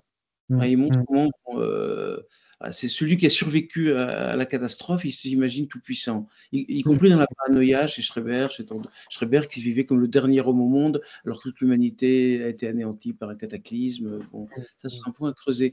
Mais bon, c'est Ouais. une autre question que je voulais te poser, et c'est la dernière, je le jure, hein, sur l'alliance Magatech. Bah, je suis d'accord, c'est fascinant et intéressant, fascinant et fascisant. Mais bon, le fascisme classique fonctionnait aussi comme ça. Je me suis demandé à plusieurs reprises qu'est-ce qu'il y a au fond de tellement nouveau dans cette alliance. Ça fait plusieurs semaines que j'y pense. Hein. Parce Mm. qu'après tout, Mm. bon, Marinetti, le futurisme, c'était l'avant-garde culturelle du fascisme. Alors il y avait une dimension revenir à la romantique, Make Italia Great Again. Bon, il y avait un côté réactionnaire, clairement, les valeurs, l'Église, etc. Mais il y avait une dimension de projection dans l'avenir extrêmement forte. Je pense qu'on la retrouve aussi dans le nazisme et aussi bien dans le stalinisme, créer l'homme nouveau, etc. Bref, un fantasme machinique, un hyper-progressisme. Mhm. Moi, ce qui fascine dedans, ces dispositifs, ils impliquent une sorte de court-circuit temporel. C'est à la fois une fuite vers le passé, une sorte d'âge d'or mythifié, et en même temps une sorte de fuite vers l'avenir, un avenir qui est quand même bon, porté par la technologie. Le futurisme italien, c'est tout à fait caractéristique. Bon, à l'époque, il n'y avait pas d'IA, leur fantasme, c'était la locomotive et l'avion. Bon, l'avion, c'est pas la fusée, mais voilà, on a un peu progressé, on a changé de vision du futur techniquement, mais ça reste le même court-circuit. Alors, j'ai du mal à comprendre ce court-circuit. Hein. Comment est-ce qu'on peut, ça renvoie à l'action que tu posais sur le prophétisme, comment est-ce qu'on peut à la fois se réclamer d'un âge d'or Mm. passé et d'un lendemain qui chante technologique. Ouais, ouais, ouais, ouais. C'est vraiment tellement nouveau, cette Mm. alliance MAGA-Tech. Est-ce que c'est pas Mm. une Mm. reprise d'un vieux court-circuit fasciste totalitaire, pour le coup? Ouais, je comprends bien. En tout cas, dans l'exemple américain, il est clair que Trump, ce qui l'intéresse, c'est pas l'IA. Ce qui Mm. l'intéresse, c'est la guerre commerciale, c'est un certain type de virilisme, c'est une image du passé réganien, il n'a pas changé là-dessus. C'est pas du tout pour contredire ce que tu viens de dire à l'instant. La question que je me posais en t'écoutant, c'est qu'il y a peut-être des cas où cette contradiction, elle est interne à un même courant, alors que là, on aurait quand même la fusion, on pourrait dire au sens d'alias, j'hésite entre alliance, alliage, j'avais une image, tu vois, presque physique, hein, pour donc la fusion de deux choses, peut-être une alliance, j'en sais rien, qui sont quand même très différentes. C'est-à-dire qu'en fait, maintenant, je ne sais pas, parce qu'il y a beaucoup d'hypocrisie aussi, donc je ne suis pas capable d'aller finement voir ce qui se passe chez Zuckerberg, qui a pu être du côté de, disons, de la diversité, qui maintenant parle d'énergie masculiniste. Bon, demain, il sera autre chose. Je pense qu'il n'y a absolument aucune consistance, aucune ossature. De toute façon, c'est des gens qui sont vraiment quand même assez abjects à ce niveau-là. C'est pas le cas de Peter Thiel, qui, sauf erreur, était l'élève de René Girard à Stanford. Et je ne sais pas qui parle d'apocalypse, mais on voit très bien d'où ça vient. Et là, il y a Absolument. beaucoup à dire. Oui, oui, oui. Je t'enverrai si tu veux l'article du Financial Times, c'est extrêmement intéressant. Il prend Apocalypsis, il prend tous les trucs grecs et tout. Et donc lui, quand il était étudiant, il écrivait déjà des textes contre l'inclusivité. Donc politiquement, il a toujours été réactionnaire dès l'origine. Hein. Donc il y a une partie qui correspond, qui a déjà cette fusion, ce point de fusion dont tu parles entre futurisme et réaction déjà. D'autres comme Musk, qui peut-être, je ne sais pas. Après, faudrait voir dans chaque cas, ce qui se passe. Mais je ne sais pas jusqu'où c'est nouveau, effectivement. Hein. Je pense quand même que ce qui est nouveau, c'est la situation terrestre, quoi. C'est pour ça qu'en même temps, je trouve ça toujours intéressant de partir quand même des conditions matérielles de l'écologie, parce que ça nous donne, à mon avis, une sorte de test ou de cadre pour l'analyse, pour voir ce qui se passe avec les matières premières, avec voilà, les questions d'énergie, comment on fait qu'il y a data centers. Donc il y a quelque chose à un moment donné de très matériel qui me semble pas mal, si tu veux. C'est pour ça peut-être que ça vaut le coup. Bon, peut-être il nous reste une petite demi-heure, je dirais même moins en fait, hein, ou ça Moi, dépend. ouais, Oui, mais moi, dans OK. 20 minutes, j'ai 20 minutes, Ah, cher OK, ami. bon, il faut donc passons à la salle, si j'ose dire, à ceux qui sont encore restés, parce qu'il est tard et les gens s'en vont tout doucement. J'imagine, ouais, bien sûr, pour vous, c'est tard, hein. Non, mais Stéphane, je pense que ça devrait Stéphane Christensen, que tu connais peut-être pas, qui est là, qui est un de nos acolytes et qui vient de traduire le livre de David Abrams. Donc, bah, Stéphane, je pense que tu boudes d'impatience de poser tes questions, non? Non. J'écoute écoute avec grand intérêt l'échange. Mais je suis toujours curieux. En fait, c'est peut-être juste moi quelque chose qui m'a échappé, mais le moment de la phobie spécifiquement sur le plan, enfin, cette notion clinique de la phobie, elle intervient à- elle intervient où en fait dans votre construction ici. Ouais. Moi, je suis très, très convaincu, en effet, par exemple, par rapport à l'analyse, en tout cas psychopolitique, euh, du rapport à l'environnement des personnes qui votent à l'extrême droite, parce que ça fait exactement aussi la raison pour laquelle il y a tellement d'étrangers à l'extrême droite. Ça m'a toujours frappé. Enfin, en tout cas, en Suisse, à Genève, il y a beaucoup d'étrangers dans les partis d'extrême droite, des gens naturalisés ou enfants d'immigrés, etc.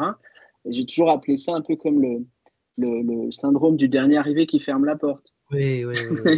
Et c'est exactement la même structure que vous avez désignée avec l'écologie, c'est-à-dire on comprend bien ce qui est en train de se passer, mais on veut surtout ce qui va rester. Enfin, voilà, on a intériorisé le fait que l'adversaire est trop fort, la cause est incommensurable, on ne peut pas l'affronter. Donc le moins qu'on puisse faire, c'est de défendre son petit jardin par rapport aux autres qui ont moins de chance que nous parce qu'ils vivent à côté d'un site pollué ou bien parce qu'ils sont obligés de migrer, etc. Donc ça, c'est très, très, je trouve que c'est très éclairant. Mais j'ai pas, j'arrive pas à faire le lien avec la phobie. Ça m'intéresserait beaucoup que peut-être vous reveniez un petit peu juste là, sur ce point-là. La notion de phobie, où est-ce que vous la... Ok, donc, si je suis parti j'ai voulu essayer en tout cas partir du terme d'expérience en me disant on va partir de ça pour définir un certain nombre de rapports possibles à différentes choses, différents endroits, différentes régions, différentes positions sociales, différentes catégories de population. Bon. Et je suis parti de l'idée quand même que les choses, voilà, on voit bien, on en parle, que le milieu, d'où l'image, la publicité là, dans le métro parisien, que je n'étais pas parti sur le contre, là, cette idée du contre, quoi. Qu'est-ce que c'est que cette espèce de directionnalité de position où il s'agit de s'opposer à. Voilà. Alors, est-ce que c'est peur? Peut-être que ce n'est pas peur. Peut-être que c'est l'ennemi. Peut-être que ça non plus. Quelle serait la manière de dire que ce qui aurait pu être de l'ordre d'une autre alliance, pas celle du Trumsk, de ce qui aurait pu être partie prenante de ma vie comme étant un élément constituant, à la manière dont ça peut être décrit par l'écoféminisme ou par de nombreux discours, que je ne veux en rien rejeter, c'est simplement, je parle de quelque chose qui serait majoritaire et s'inscrivant politiquement. Donc, qu'est-ce qui fait que ce qui aurait pu être ça se renverse en, en,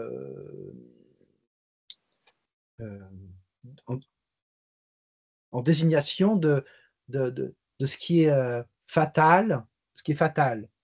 Hein, quelque chose de fatal au sens de, en jouant là, sur les sens propre, sens commun, de ce qui est fatal, ce qui peut tuer, de ce qui est inévitable. C'est inévitable. Il y en aura de moins en moins. Il y aura de moins en moins de nature. Il y aura de moins en moins d'oxygène. Donc, il y a quelque chose de fatal. Alors, c'est pas une phobie. Alors, c'est une sorte de constat sorte de rationalité désaffectée, au contraire, ce serait une sorte de désaffection. Je vous demande ça à tous, hein, et toutes. Parce que je comprends le problème, je réfléchis. Peut-être que finalement, c'est pas que l'homophobie serait impossible, mais est-ce qu'il est généralisable comme je le fais? Peut-être qu'il y aurait un autre affect plus juste, qui serait quand même. Est-ce que c'est la phobie qui convient pour désigner les personnes qui sont dans l'appréhension que ça brûle?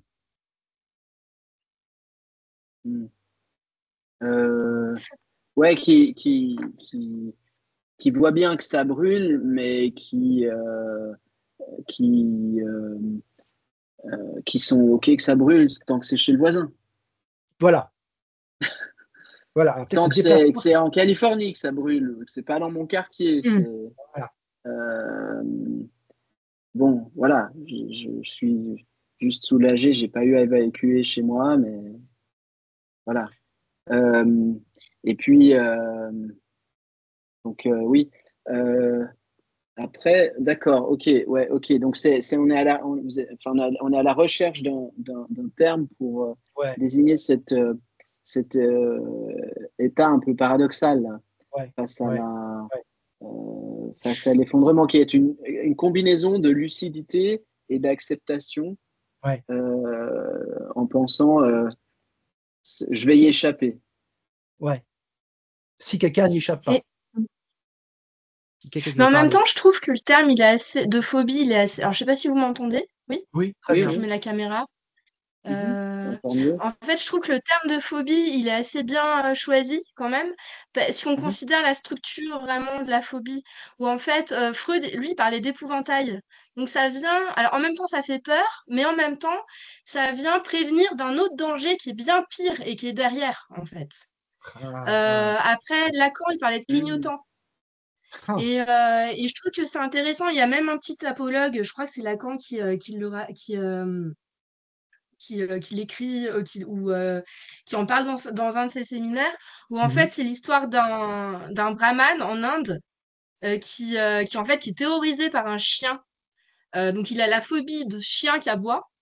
Et en fait, à un moment donné, il y a une indienne qui lui dit: mais vous inquiétez plus, le chien qui aboyait pour prévenir du lion, il est mort. Il est plus, il a été dévoré par le lion, en fait.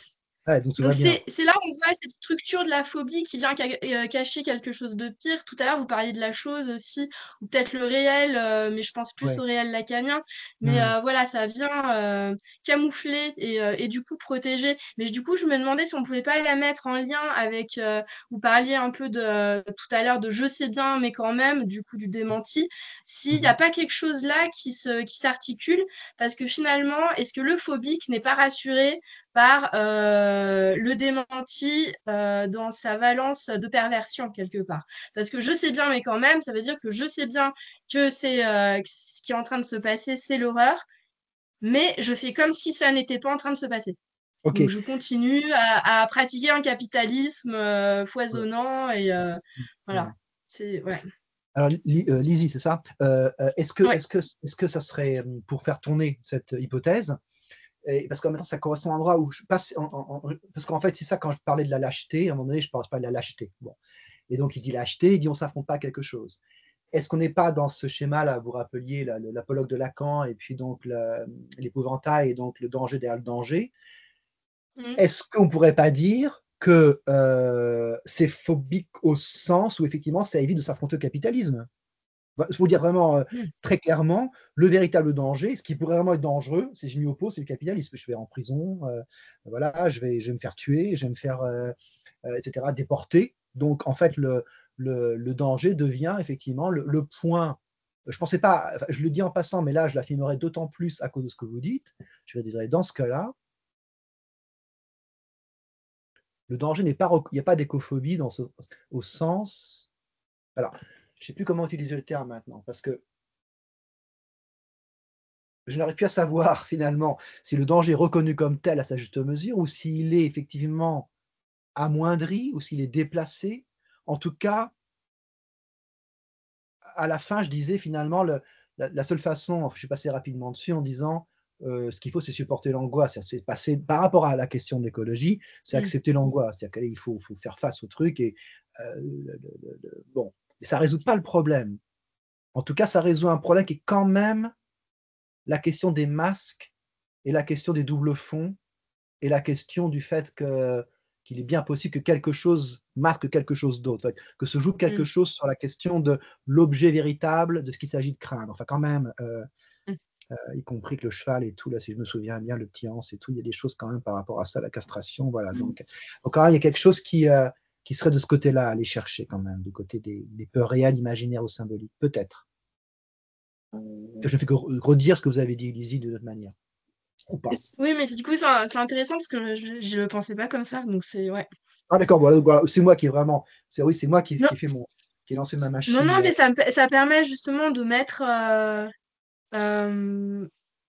du coup, d'allier un peu tout ce qui est psychopathologie, théorie à quelque chose de bien concret et de l'ordre de la politique oui, donc c'est hyper intéressant, ouais.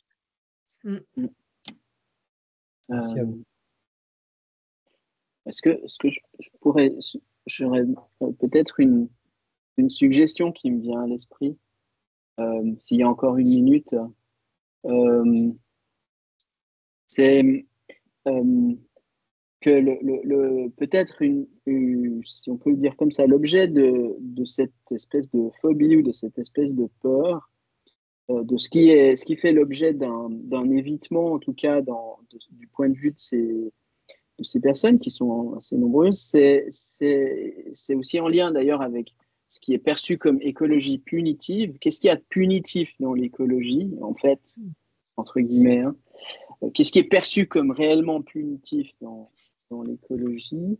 C'est peut-être, je risque ça comme ça, hein, l'affirmation d'une dépendance de la vie humaine à l'égard des ressources, à l'égard de l'environnement. Quand le discours écologique dit attention, on dépend de ceci, on dépend de cela, et que par ailleurs, ce dont on dépend est dégradé, ça suscite une peur.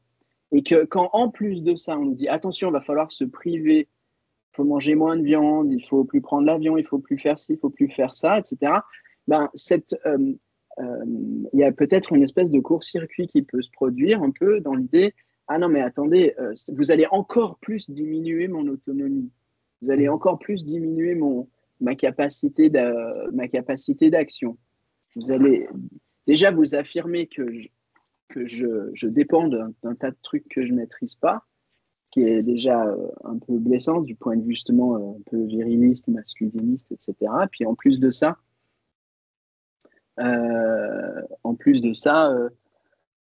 il faut encore que je me prive. Ouais, c'est ça. Tout à fait. Et une phobie peut porter aussi sur une forme de... Je crois que j'ai plus de batterie dans mes écouteurs. Une phobie peut porter aussi sur cette... peut être une crainte de la diminution, du fait d'être diminué, quoi. C'est le rapport à la castration, ouais. Oui, alors castration dans un sens qui n'est pas forcément le sens technique de la psychanalyse, qui est plutôt positif, hein, dans le sens que ça ouvre en tout cas, je peux travailler sur la notion chez Françoise Dolto, mais castration dans ce sens un peu primitif de suppression d'une possibilité, quoi. Ouais. Ça fait plaisir mais d'être diminué, je dirais plutôt comme ça, d'être diminué, d'avoir moins de possibilités de satisfaction. Ce serait à moins de jouir, pour le coup. Voilà. Ouais, c'est ça, voilà. Alors que la logique capitaliste, c'est le contraire. C'est au contraire la création du plus de jouir. C'est en tout cas la promesse, c'est ce qui fait fonctionner la libido, la consommation et la croissance, ouais. Donc bon, ça c'est pas forcément contradictoire par rapport à tout ce qui vient d'être dit, mais c'est peut-être un élément qui peut être rajouté dans le mix. Je suis content d'entendre. Il n'y a pas de lacanisme aux USA, bien entendu, comme vous le savez, ou de psychanalyse non plus, finalement, ou très peu, ou si peu. Et donc, pour le coup, je suis un peu rouillé, quoi. Je suis un peu rouillé dans mes capacités à utiliser mon Lacan. Et c'est vrai que je me disais finalement, ça fait voilà. Et après il y a des fantômes qui reviennent. Qui reviennent. Je suis très content. Et je me disais voilà parce que lutter contre le capitalisme, c'est l'interruption de la jouissance. Je me disais finalement voilà. Donc c'est forcément une diminution en ce sens-là aussi. Donc voilà, je faisais tourner à nouveau ces vieilles machines, mais vieilles. Tout à fait, tout à fait utile, hein, parce que je crois quand même que tout à l'heure je proposais, ça lui être proposé bien avant moi par d'autres personnes et que vous connaissez mieux que moi, mais l'idée sans doute d'un fascisme comme manière de ne pas s'affronter, enfin quand même pour revenir à ce que tu disais Jacob sur les exemples historiques, c'est très clair pour moi aussi, c'est surtout ne pas s'affronter à la cause, surtout pas. Il y a vraiment quelque chose de l'ordre alors là, d'évitement total, quoi, de rien perdre pour le coup, pour revenir à ce que vous disiez Stéphane, de rien perdre, de diminuer en rien, au contraire d'avoir un surcroît de... Ouais, c'est ça. Moi j'ai aussi l'impression, enfin, c'est une idée qui m'est venue en voyant effectivement l'élection de Trump et ça, en me posant la question de ce qui produit au fond l'adhésion d'une grande partie de la population à sa personne, j'ai envie de penser que c'est justement cette affirmation d'une puissance illimitée à laquelle les gens s'identifient. Alors, quand il dit votez pour moi, vous serez comme moi, c'était un de ces trucs qui avait beaucoup frappé à l'époque dans sa première campagne, c'est vous allez you're gonna be tired of winning, non? Il avait dit, non? Ah oui, je ne sais plus, mais je ne m'étonne pas, ouais. Ouais, ça avait été assez frappant. Donc vous allez tellement être épuisé de gagner que vous en pourrez plus, vous direz stop, etc. Il avait dit ça dans un meeting. Donc cette espèce d'affirmation d'une puissance illimitée et de moi j'ai le droit de tout. S'identifier à ça a quelque chose, ça peut pour beaucoup de personnes avoir quelque chose d'assez libérateur. C'est l'exact envers de ce qui est perçu comme écologie punitive, précisément, qui est justement l'affirmation du fait qu'on est pris dans des tissus d'interdépendance, qu'il faut faire attention à ne pas épuiser les ressources, etc. Donc justement, il dit, fuck that, quoi. Je vais prendre toutes les ressources que je peux, et puis j'ai le droit de, quoi. L'Amérique a le droit de. L'Amérique, enfin... Oui, c'est ça. Donc dans ce sens-là, je ne sais pas comment ça serait, mais une phobie de la diminution de puissance ou un truc du style. Hein. Ou alors interpréter cette affirmation de la puissance comme une stratégie de défense contre ça, quoi. Ah, ça a déjà eu lieu, ça a déjà eu lieu en même temps. C'est ça qui est dément. C'est qu'en même temps, pour reprendre votre terme de diminution, elle a eu lieu. Et le pire, c'est qu'elle est irréparable. Donc en plus, c'est pour ça que... Oui, en vrai, elle a lieu en réalité. Oui, bien sûr. En vrai, elle a eu lieu déjà. Donc, bon, je ne sais pas. Après, je ne sais pas où ça va aller, cet impérialisme nouveau, là. Je ne sais pas à quoi il va se je ne sais pas. Je sais pas. Mais c'est en tout cas une réflexion fondamentale, vraiment super importante de se demander, mais finalement, il porte sur quoi? Il est suscité par quoi cet affect étrange? Merci. Merci à vous. Pardon. Vous avez plus le temps? Non. J'ai 2 minutes. Dernière question, mais vraiment la toute dernière, parce que tout le monde s'en va, on n'est plus que 4-5, là. Il est tard.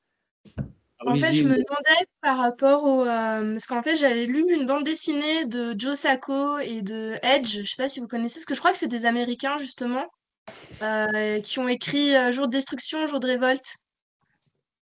Elle est vraiment... elle est superbe. En fait, c'est une bande dessinée, mais aussi pas mal de documentation. C'est assez étayé.